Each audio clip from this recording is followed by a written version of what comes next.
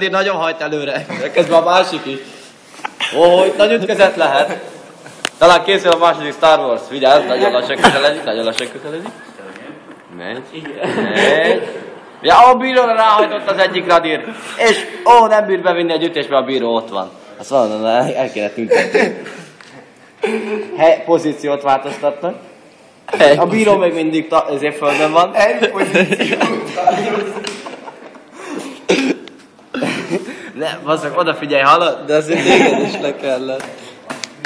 Én úgy érzem, azt Bíró menekül. Nem, a bíró nem tud menekülni. A bíró egy béka igazából. Úgy néz ki, hogy az ellenfelek nem egymással, hanem a bíróval küzdenek.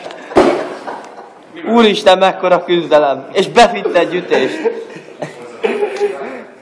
De nagyon megkapta. Lássuk, hogyan reagál. Tolja, kitolta a ringből, és mindjárt összedől az egész, úristen, itt nagy fasz, hogy ez... Jó, megmaradt, appá bent maradt. Na, itt a másik. Mindjárt szétesik a ketrec, már nagyon küzdenek. És vége az első menetnek. Ez egy hülye. Nem, hát csak szoros volt. Máté, erre lehet közvetlen Facebookra feltölteni?